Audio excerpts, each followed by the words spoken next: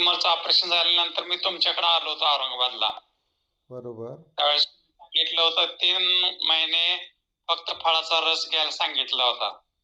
त्याप्रमाणे तिने केला. पण त्याच्यानंतर 2-3 MRI काढले 2-2, 3-3 महिन्याच्या फरकानं.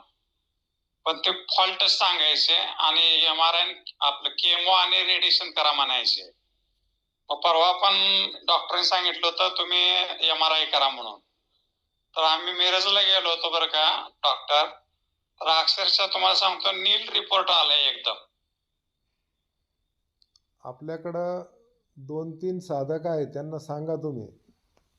त्या उषाताईंना लिव्हरचा प्रॉब्लेम आहे, त्यांना सांगा. हा, लिव्हरचा प्रॉब्लेम असेल किंवा कुठलाही कॅन्सर असेल तर 3 महिन्याचा रसाचा फक्त कल्प करायचा. 3 महिने फक्त रसच घ्यायचा आणि फळांचा रस घ्यायचा आणि काही शिजवलेलं अन्न काहीच खायचं नाही.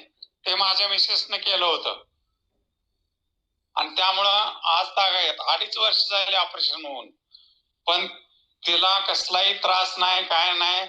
सगळे कालच जाऊन रिपोर्ट करून MRI करून आलो, तर तिचा एकदम नील रिपोर्ट आहे. कसलाही त्रास नाही. फक्त डॉक्टरांनी सांगितलं होतं तुम्ही जाऊन या आणि MRI करा. ते भीतीच घालतात नेहमी. MRI करा आणि तुम्ही रेडिएशन घ्या आणि केमो घ्या. आम्ही तसलं काही केलं नाही. आजपर्यंत एक केमोही घेतला नाही आणि एक रेडिएशनही घेतलं नाही आम्ही. खूपच छान. आणि घाबरू नका. त्यांना मी सांगितलेलं विजयमालाताईंना, ज्या दिवशी वरतून निरोप येईल त्या दिवशी आनंदाने जगाचा निरोप घ्यायचा, हसत खेळत. त्यांना काहीही होत नाही.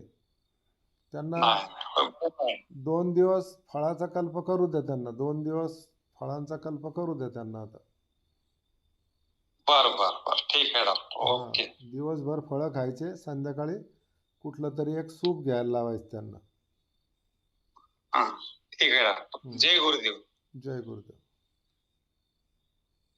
ते काय करा, पहिले आणि नंतरचे रिपोर्ट मला पाठवा. पहिले आणि नंतरचे रिपोर्ट.